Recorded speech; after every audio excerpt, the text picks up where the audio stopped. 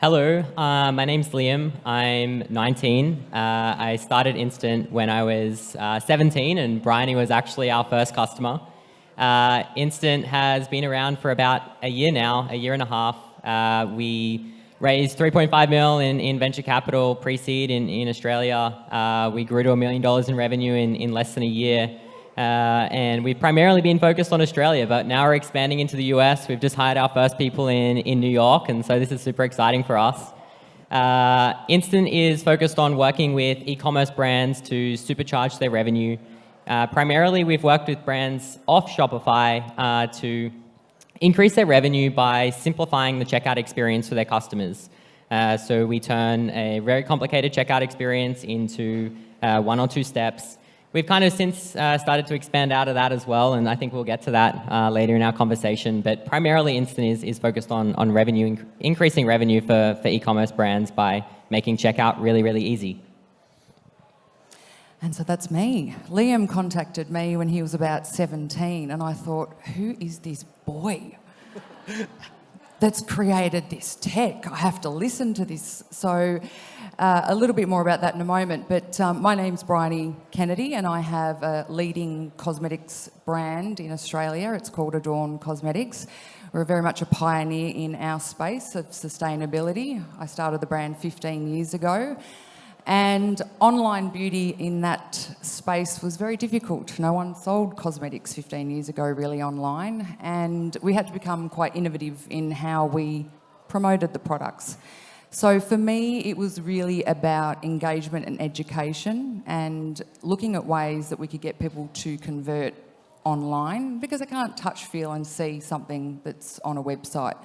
So we started unfiltered lives, very unique. Everything was very vogue back then, so it was very different to have that raw, authentic lives and tutorials. And it worked, and so much so that I started having what's called bath time waffle. What? Now, if you don't know what a waffle is, it's a chat. Yeah, who knows what waffle is? You What? do. Okay, not The biased. only other Aussie in the house. Okay, so I have 3 boys, and knowing that the acquisition for new customers was primarily coming through these very raw and authentic tutorials, I was running out of time in talking to customers, and so I thought I'm going to speak to them while I'm in the bath. I kept it PG, but I was in the bath, the naked CEO, and I would talk to our community who were very, very loyal about anything from wine tasting to how to clean your face. And it works. To this day, I get into trouble if I haven't done a bath time waffle in a little while. Boys, you're not allowed into the group, I'm sorry. But anyway, I digress. So we spend a lot of money in promoting those lives, but also anything that we've filmed. And in fact, about $1 million in Facebook advertising every year. We are a multi-million-dollar brand, and as I said, we are quite a big company in Australia. And for me, the acquisition cost alone, we want to know that if we've spent all of this time and money and effort and hours to get people to that site, they've got to be engaged while they're there. It's got to be easy. But the minute they've made that decision to purchase something, they want to get the hell out of your website and go cook dinner, go play basketball, I don't know, file their nails. They just want to get on with it. They don't want to be sitting and having some clunky thing. And also security and safety is an issue, I think, for a lot of people now. So Liam contacted me when he, as he said, I think he was 16 or 17, and having a very big brand that was turning over a lot of money, but also having had my first business when I was 13, I thought I'm going to give this guy a go. And I said, look, get back to me when you have officially launched. And he did, true to his word, a couple of years later. And I thought, well, true to my word. Well, we needed our first customer. Yeah, so I officially was. There you go. So I thought I'll give him a go. I was a little bit sceptical. 15 years in e-commerce, I have heard it all. I've had it all promised to me. And very rarely has what's been promised been delivered. Yeah. So, and I think that's the biggest thing. You get promised all of these things are going to be amazing, and they implement it, and then there's no service, or there's an issue, and it doesn't get solved. So for me, having so many years in tech, I don't really care how good your tech is. yes, it has to work, but I want to know what you're going to do when things go wrong, because it always does at some point. So I gave Liam a go, and for me, again, it was about getting people to check out as quick as possible with that feeling of safety, because we have such a loyal customer base, like very, very loyal, and I wanted them to feel safe and secure in that. And so we implemented the instant checkout, and our conversion at checkout went up over 60%, over and above what we were already doing. It was huge, it was phenomenal, and it just blew my skepticism way out of the water. So I was absolutely stoked. I think to expand on probably the customer loyalty piece, I think that women in general are very loyal to wherever they buy makeup from, for example, right? Yeah, absolutely. They go back and back and back. And so for 80% of Adorn's purchases through Instant are repeat purchases. Yeah. And so we make that purchasing experience incredibly easy for their second-time shoppers. Yeah, absolutely. We increase conversion on, of course, the first-time experience, and not for this to be the Instant show, it kind of is, but I think that even if you're not using Instant, that your second time and repeat purchases, you can convert them so much higher, like double, triple, by remembering who they are. Just by remembering who they are. I have questions around the Australian market versus the American market, because when we're having some of the brands are like, we want global expansion, we go States to Australia, we start seeing conversion rate drop. I don't know if it's because they don't trust the .com, they want the .au. Have you seen anything different in the way the Australian customer is buying, whether it's through Instant or just through your store originally? Look, I think it comes down, I do think it comes down to trust, and that's how you forge that is going to be very different between brands, and not all founders are comfortable to be the face of their brand. Not everybody has the story. I think that when you're looking at sort of cross-border business, I think there's always that immediacy that people are having an issue with. So they might love what you do, but I think it's how long am I going to have to wait to get this pair of shoes or this whatever it is. There's always the shipping in the back of their mind. Am I even going to get it? And then what happens if I don't like it? I've got to return it, and it's going to take another 2 weeks to get back.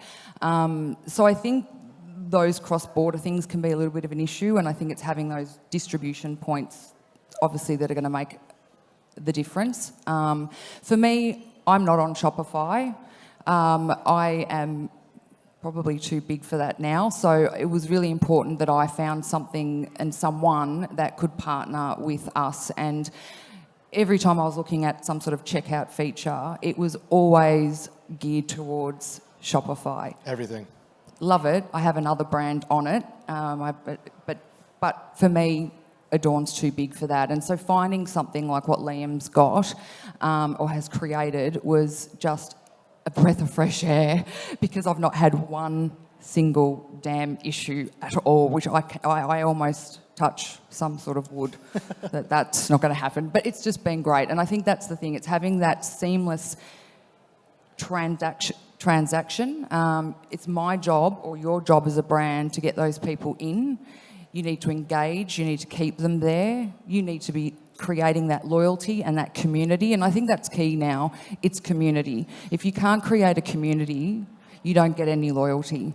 You don't create loyalty first. It's that community spirit. You need to make people feel inclusive.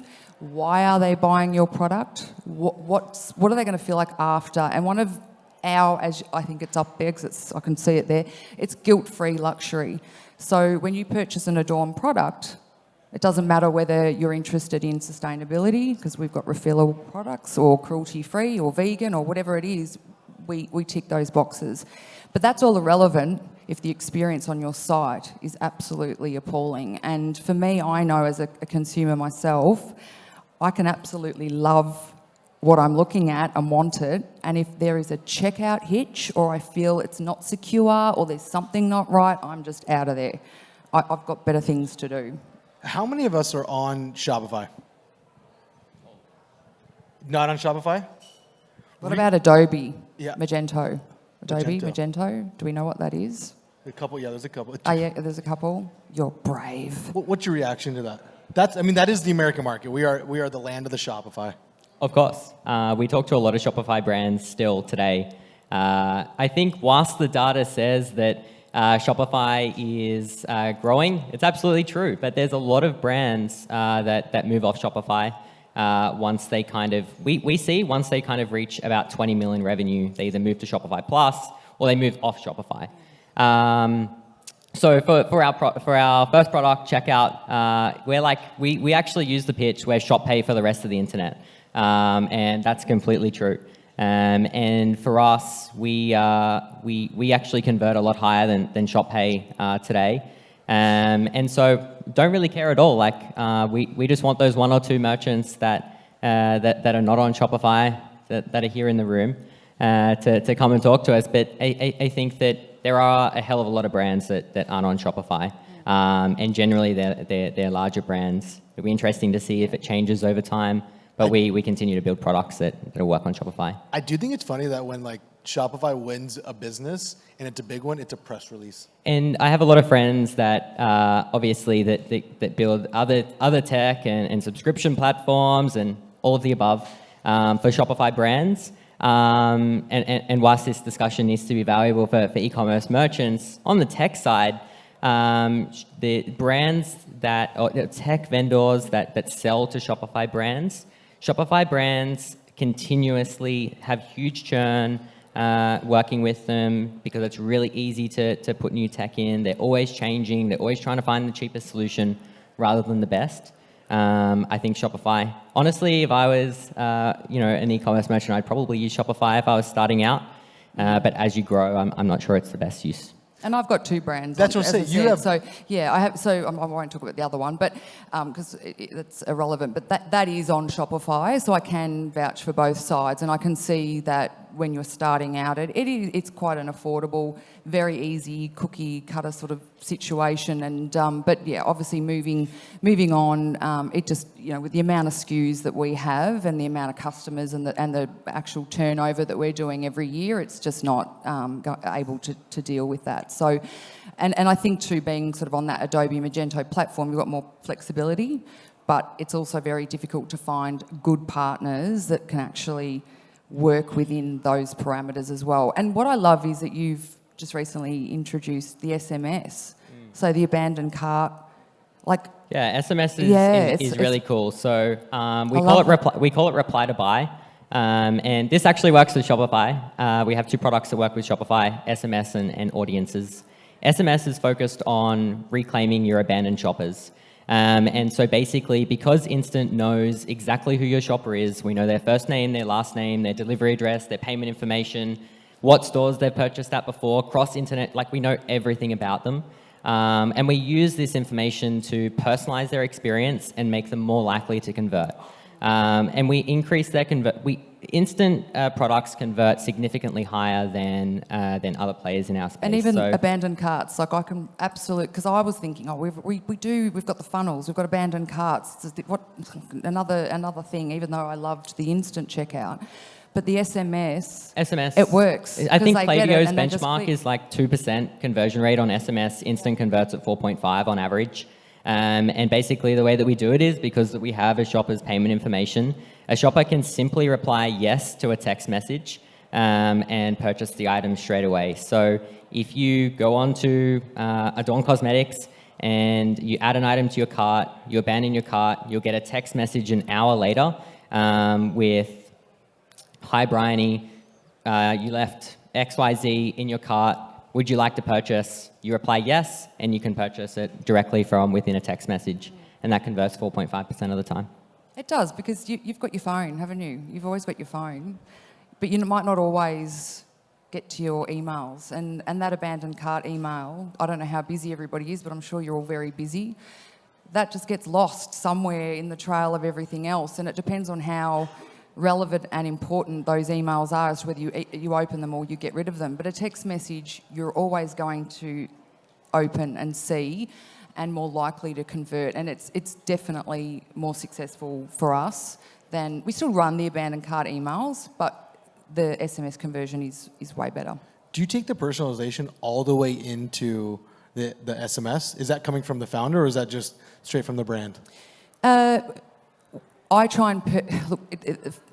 long and short of it was, I was not the face of the brand for the first 10 years. And fun fact, I didn't even take a wage for 10 years.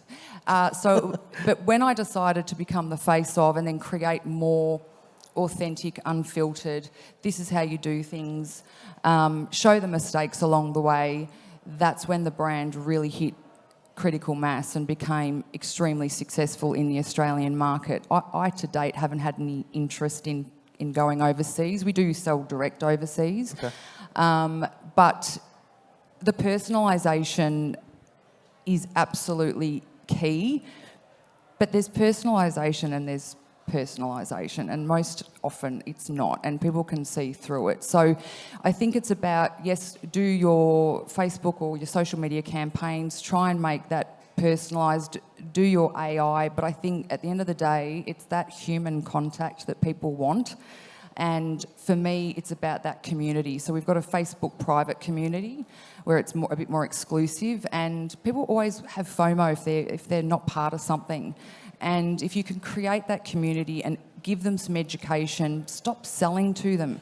You don't need to sell to people.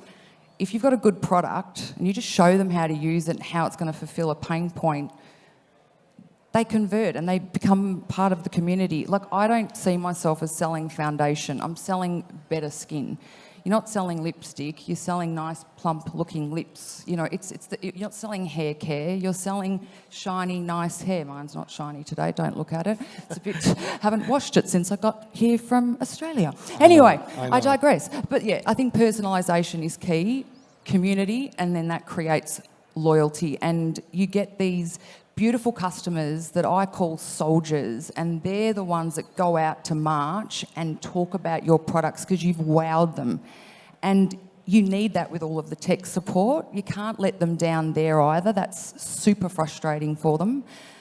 So that to me is the whole thing's got to work. You know, like you bake a cake. You can have all the right ingredients, you don't mix it right, it doesn't raise. So it's having everything working consistently together. In 2024, is there anything new or different that you're going to kind of put into play for personalization? Maybe if it's not bath waffle, is it kitchen waffle? Well, it's definitely not going to be OnlyFans. Do you have that here? I'm not going down that track. I might let you answer that one, Liam. Well, I'm not doing OnlyFans either. But I think that, I mean, for us, we're obviously expanding into the US. Yeah. I think, obviously, by the raise of the hands in the room, it's pretty smart for us to get on Shopify, right? Allegedly. But you do Shopify. The SMS, yeah. Yeah, we do. But no, we're just super focused on continuing to expand into the US primarily. We want to work with brands to really scale up personalization. I think that a personalized shopping experience, like brands spend so much money getting these people to their website, and then they need to keep that really consistent throughout the purchasing flow. And I think by having that as you know, primarily top of mind, I think you can really increase revenue overnight, increase your conversion significantly just by remembering who your shopper is when they come back to your website, especially if they're a loyal customer and you have a brand in the beauty and cosmetic space specifically. Hopefully you guys don't fly back tomorrow. Hopefully you have a couple more days in LA? Yeah, I do. I don't. I'm going to New York on Thursday, yeah. Yeah. Okay. Yeah, we do. Anything planned? Well, I went to Rodeo Drive. Rodeo Drive. There it is. Yeah. It's very tempting not to spend any money there. Yeah. Went there, and yeah, I'm here with a friend of mine. Her name's Briony. I'm Briony, just to confuse you all. We didn't do that on purpose. And yeah, we've just been exploring and driving around and seeing what's out and about. It's interesting. The last time I came to LA was about 20, oh God, I'm going to show my age now, 20 odd years ago. No way. It's a little different than it used to be. You came at a perfect time. What about Amazing. you? No, I'm heading to New York. We just opened an office there, so get some new people started. Well, welcome to the States. I'm glad you guys are here, and you guys can have this accent. You guys can jump on the stage with this accent anytime you want. I want to know, did you even understand what we said? I hope so. Yeah, everybody just sitting here smiling. They're like, I know, they're like, keep it going, keep it going, keep it going. We didn't. But look, yeah, I think for us it's just about spreading what we do, and you know, yes, we are a small market compared to the US, but what I can vouch for, having travelled a bit Australians do things really well, and I think what I love is the integrity and the honesty that you'll get from dealing with an Australian company. Beautiful. That is all I have for you guys. Thank you so much. Thank you. you.